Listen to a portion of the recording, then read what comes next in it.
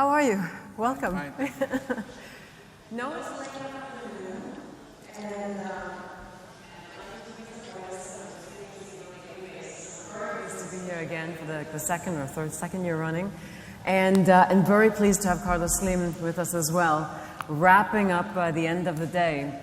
I'm told we have to stick to time because President Clinton is waiting. You can begin. I know he's waiting, so I have to wrap us at some stage.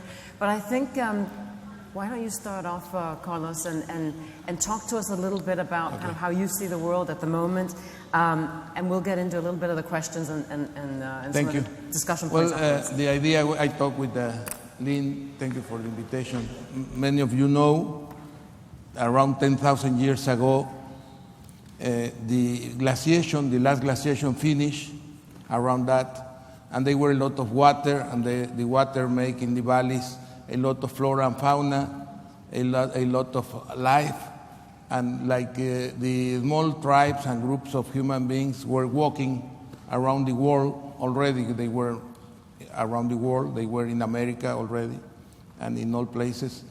They find these beautiful paradises with food and water, and they get sedentarian. That was a big transformation. That was a big transformation that changed completely the society. That make that maybe from 8 million people, there are figures about this, they go to near 1 billion. That means that they grow 100 times. They create many things. They were outstanding people that make outstanding things. I make a table with some names of them, but it's very important how they go from religion to astronomy, to literature, to poetry, to writing, to all the science, mathematics, algebra, medicine. They develop everything. And they were some, there's President Clinton there, they make some fantastic developments that still today we are using them. We are based in many of the things they have discovered or they have created. The list of these people, I don't know if they can put the table, but we're very impressed. There were some slides, yeah. The slides. We can talk about people of religion like Abraham, Moses, Jesus Christ, Mahoma, Buddha, and to Aristoteles, Platon, Socrates, Tales de Mileto, the golden age of Greece. They are some of the names there that are very impressive. All these people is from the agricultural society. We are talking about music, we are talking about science, we are talking about religion, philosophy, psychology, everything. They make a great advance. There is other slide. You can go, please, with the next slides. There were also militaries. They were also people with a very strong bellicosity instinct coming from the hunting when they were hunters and recollectors. They have this high instinct. If you can make the next slide. And also, like I was telling, they create a lot of advances in maybe you can put the other slide. A lot of advances around the world. Well, this was the positive side of the agricultural society. This creativity, innovation, these great people, these great advances were outstanding. Today, many of the things they do cannot be superated in the architecture, in art, in music. Mozart, Beethoven, Brahms, all of them were part of this society, agricultural society. But they were something that was very tough, that it was sustained in the social immobility, in the explotar, they exploit people, slavery, not human rights, not take of environment, and that was ignorance. They need to have this kind of different classes. That is still today one of the big problems that we are talking when we talk about capital inclusive. We are talking of a society that was very exclusive. The agricultural society was very exclusive and were linked with the exploitation of the people, mainly by slavery and other kind of issues like this. And this society, 200 years ago, it was for near, the first 7,000 years were not so advanced, the last 3,000 were very fast, but the last 200 years, it moved to another transformation. Can I just interrupt you briefly? Because I know everybody here, they're very excited that you're here. Yeah. And I just want to bring it into a little bit about what we've talked about today. Yes, wait 5 minutes. Yes. If not, we will not finish one part nor the other. Okay. Then we arrived to the industrial society. These things changed. It changed completely, and a neo-civilization came. That was the Industrial Revolution, and then we grow extraordinary. The economy grew many times. And that is China today. China is moving from an agricultural society to a modern society. That's why they grow 8 or 10% a year, like it was done by Europe and US in the 19th century and by Mexico at the beginning of the 20th century. Well, this agricultural society brings many changes, but they were a complete salad, trying to make the changes. And thus they moved from the monolithic power of the agricultural society, where the religion, the political, the economic, and the military force were in one person or in a group of persons, to begin to move and to explore. That's the way we explore communists, Marxists, dictators.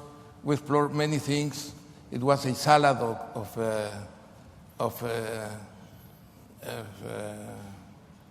explorations, of experiments with with persons. Mm-hmm. And then after the electricity and the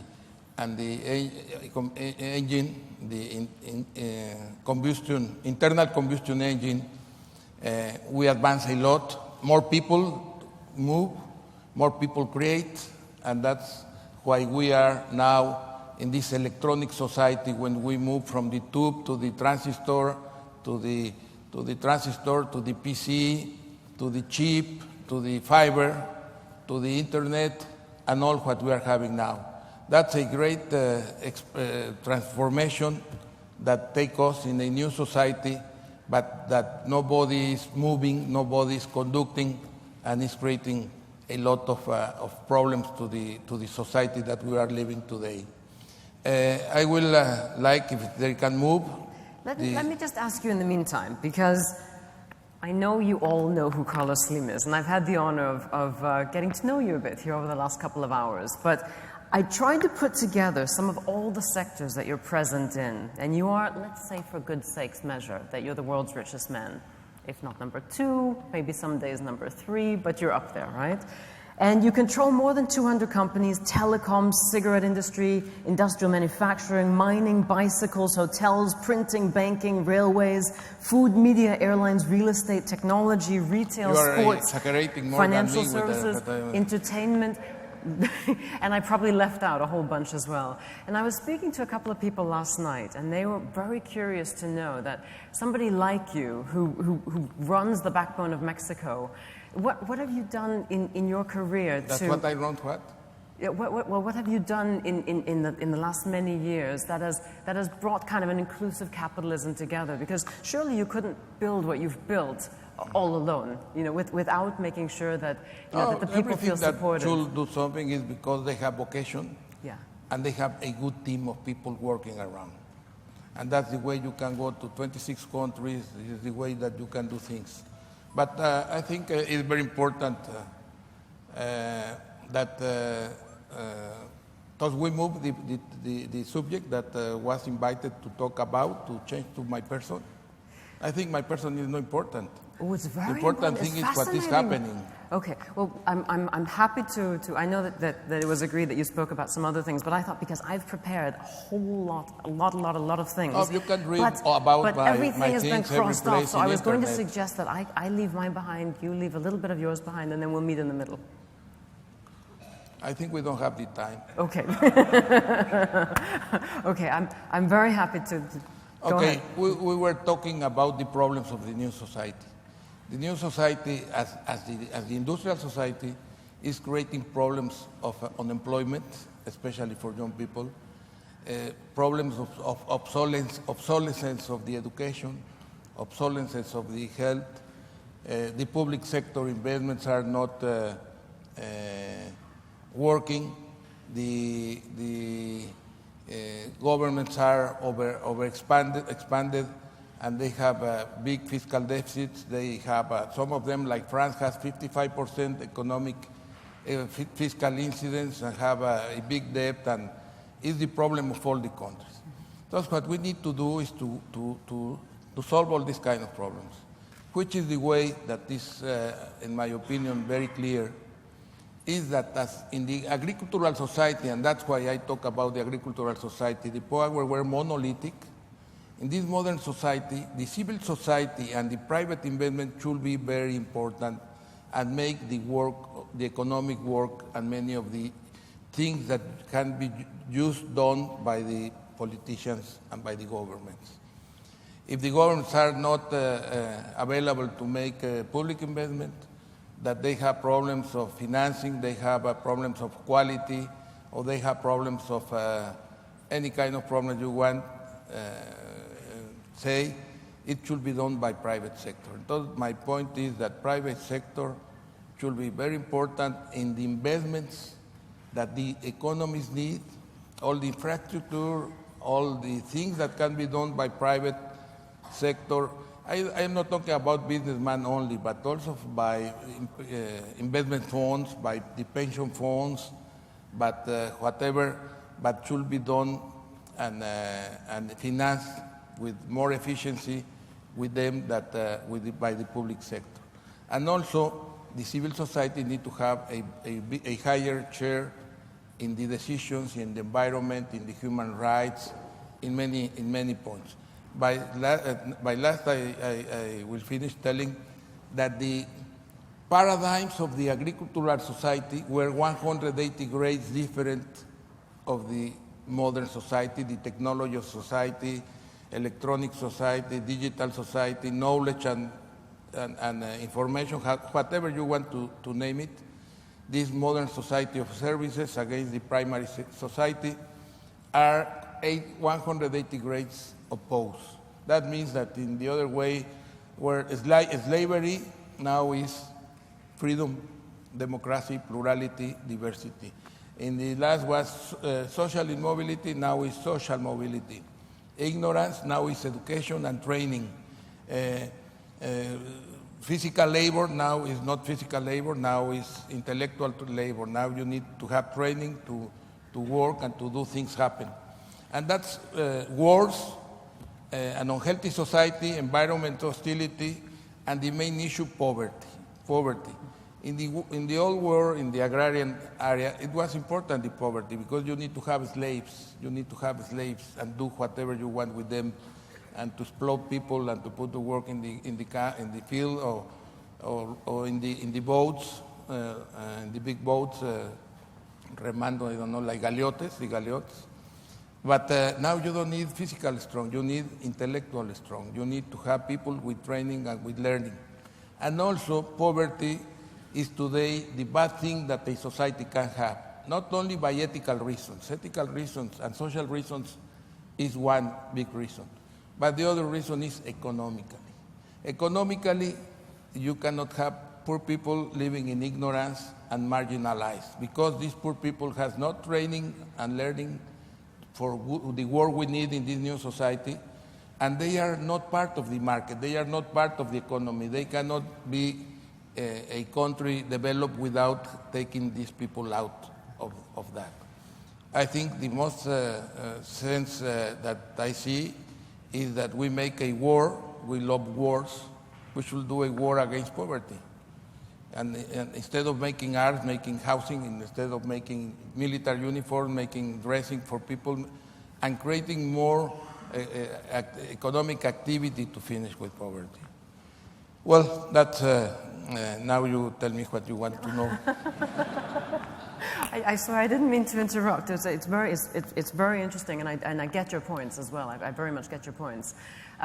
Who should lead that war on poverty that you talk about, and especially from a capitalist perspective? I mean, everybody in this room is a capitalist, right? So you're talking about the private sector that should take the lead? I was talking about the paradigms of the agricultural society.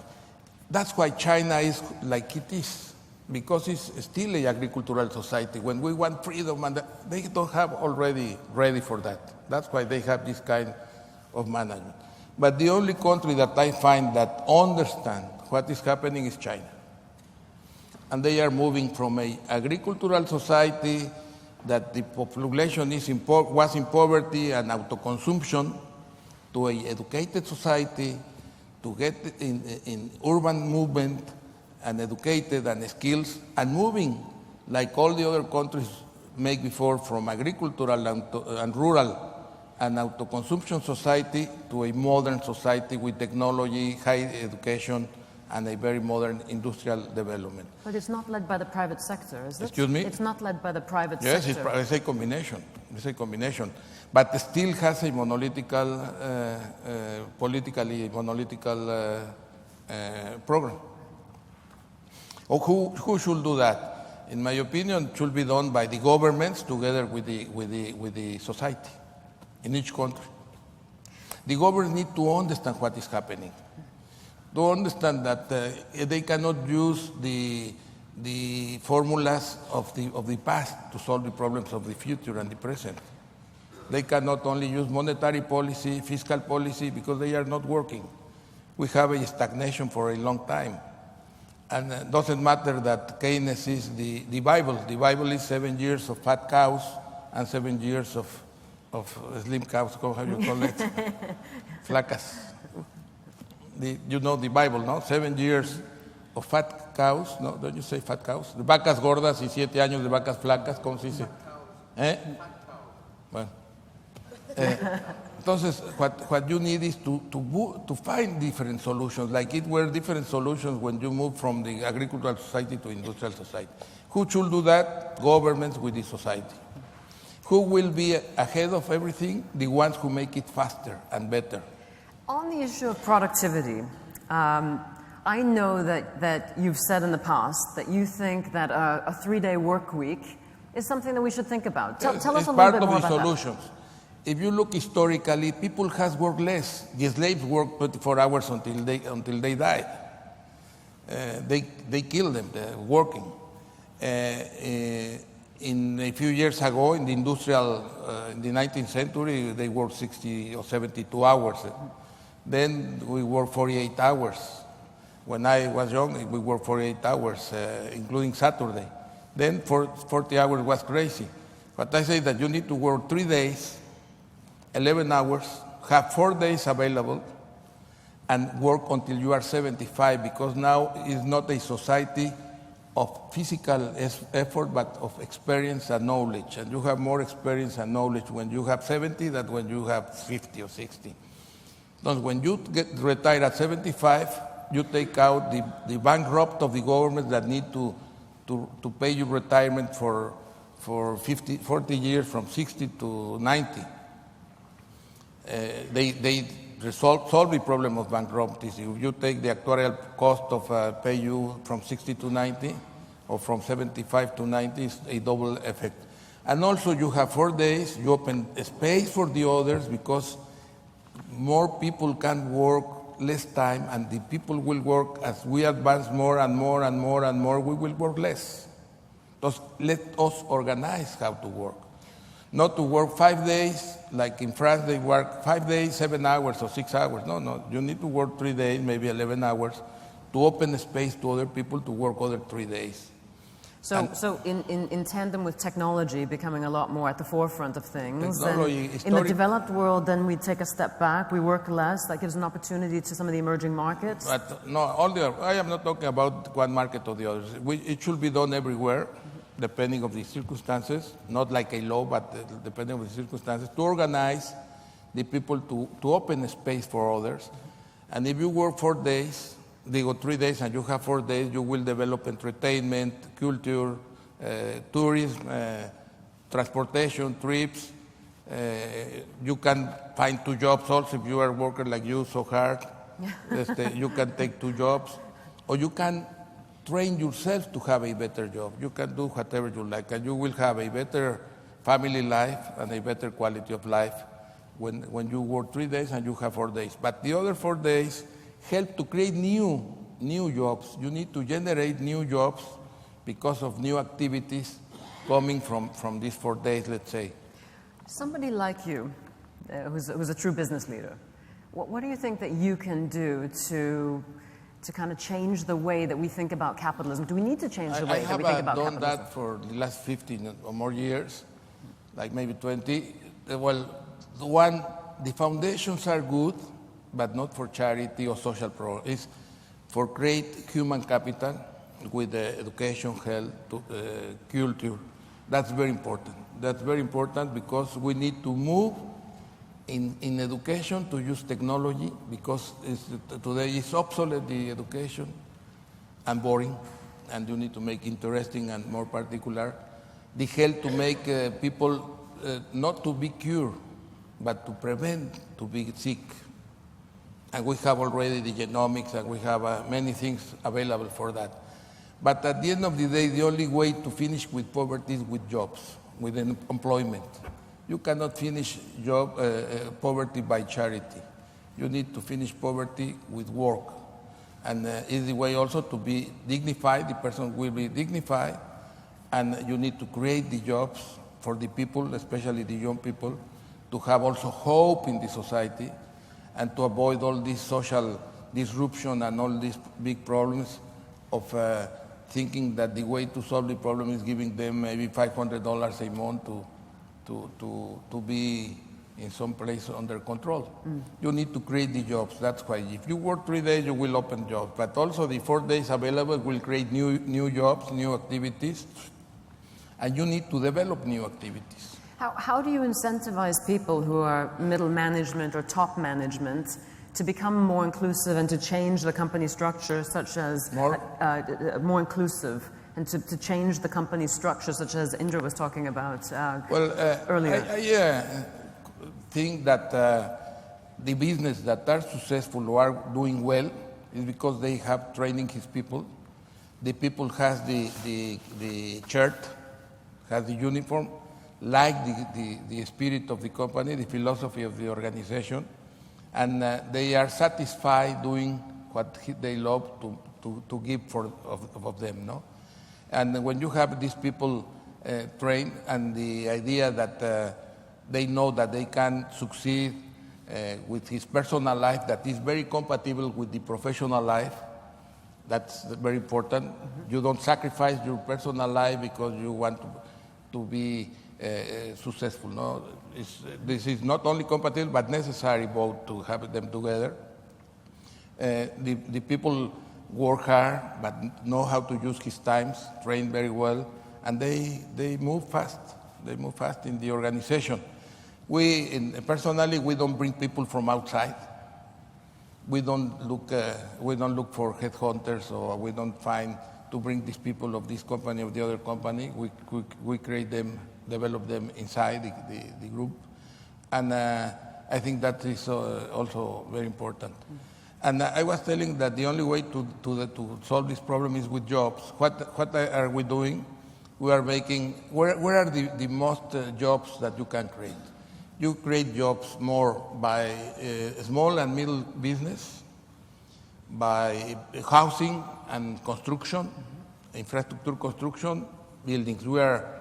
We create, like 10 years ago, companies for the development of infrastructure, of housing, but also the financing of small and middle business.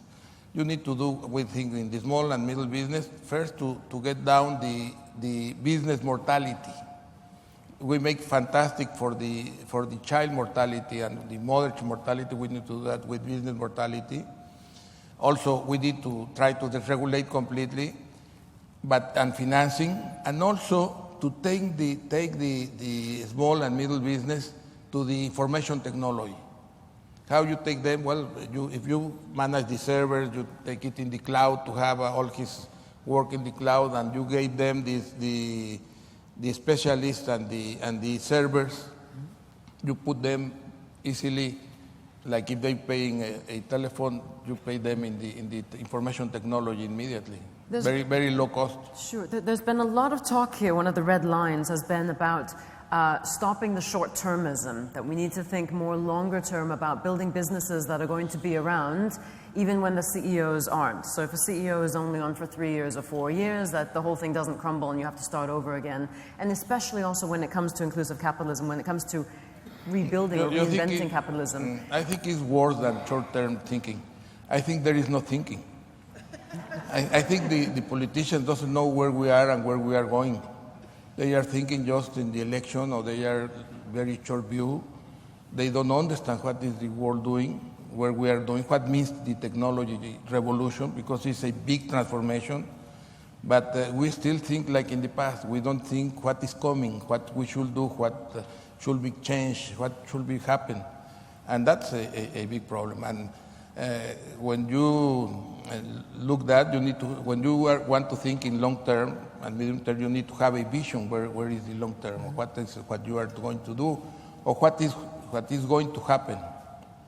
Because it almost seems to me through the day that we've had different conversations, and you can almost kind of divide it into two prongs. So you have one called, well, government and what's happening on the larger picture, on the larger scale of things in Europe, or government structure, or how the world is progressing in growth. And then you have the other side, which is called how you treat your employees, much more granular. How do you mirror the two together, though? Well, I think the government is a vocation. To be politicians is a great vocation, and they have a lot of job to do, to make the laws, to make the regulations, to make the things happen. And it is very important what the government needs to do. But when they have a distraction that they don't have budget because they are going to do that investment and the other, and they have this corporation and this company, they are doing what they should do. And the private sector should get involved in what everyone knows what to do and how to do it. I think that is very complementary, the work of both. And the both, and I am talking about government and private sector, but also government and the civil society and politicians. Sure. How do you respond to people that might say, look, Carlos, you have way too much. Look what? You have way too much. Wait? No, you have way too much. No, I'm not. You're perfect just the way you are. ¿Demasiado qué? Yeah. Sorry, I know my English isn't my first language. Well, either, I think. And they say you have way too much, and others have way too little, and somehow that gap has to be narrowed. I mean, is that what inclusive capitalism is? There is a difference, right? No, I think that doesn't understand. You need two things. First, the people that create wealth and need to be a creator of more wealth. Nobody will take nothing when we pass away. Mm-hmm. Nobody will take nothing. Entonces, it's important that the people that manage wealth, that at the end of the day, all of us manage wealth temporary, make it with sobriety, efficiency, transparency, and create more wealth. That's what we do. We are temporary managers of wealth. We don't take it with us. Mm-hmm. But we manage wealth personally, but also the politicians manage wealth more than anyone. And they are not training to manage this wealth. And we don't know what they think. They make a lot of mistakes managing wealth, no? Some governments and that. And what we do is to manage wealth. I think the problem of the inequality is more than wealth. It's of income. The problem that should be analyzed from the income side. If I give thousands of stocks, and I put all the stocks of America Mobile to the people, they will don't eat with stocks. They need income. They will sell them. What you need is to have a better distribution of income. And you have many places, salaries very low, unemployment, programs that doesn't receive anything to live, and not enough familiar or house income to live. I think the big problem is this. By the other side, I think all the countries need to create wealth, need to have wealth, and when people say, no, that is a poor country, didn't need to have wealth, that's perversity. I think the small countries, the big countries, the poor countries, the rich countries need to have and create wealth for the welfare of the people of the place. There's been a bit of conversation about whether you should give more power, essentially, to employees. Power what for? Whether like a shareholder structure or ownership, so they feel like the company is theirs, and then it's another culture of working then. I mean, do you pay people more? Do you somehow give them an ownership culture? I mean, how do you breed this? Look, when Telmex was privatized 25 years ago, was interesting because the government gave to the workers 4.4% to the union workers. And the union workers in the telecom business are very well paid worldwide. They have very good payment. And when they were given to them, because they pay for that, etc., they take in 2 or 3 months, they sold 85% of them. They want the revenue, they don't want the stocks, first of all. Second, I think that the unions and the work of the business community with the unions is very important. Is very important because both the union and the company are in the same game. They are players together. They are not playing one against the other. They are playing both for the interest of the development of the society, because will be, as the society grows, is more jobs and better jobs. You're quoted as saying, Carlos, work well done is not only a responsibility to yourselves and society, it's also an emotional need. You're quoted as saying, live the present intensely and fully, do not let the past be a burden, let the future be an incentive. And you're quoted as saying, when you give, do not expect to receive, fragrance clings to the hand that gives the rose. That's a Chinese saying. Well, what rose would you like, which fragrance would you like to give? Like, what is it that you would like to pass on? No, that means that you don't give because you want to receive something. Yes. So you are making me to say that what I want to receive, I don't matter. I realize that. But in terms of what you pass on, what would you like out of? I mean, you have tens of thousands of people working for you. You know, in terms of handing things on. No, I want to have more thousands of people working, that there are employment for everyone, or for most of the people, and that they get more learning and training. Actually, I was telling to say that most of the corporations, we have strong programs of education. Education doesn't finish in the school, and that's why they need to learn in the school more than to know academically many things. But I will say that I will be very happy if I look that things are in the right direction for the solution of the problems of poverty and unemployment and underdevelopment of our countries. Carlos, thank you very much. Pleasure talking to you. Thank you. Thank you very much. Thank you.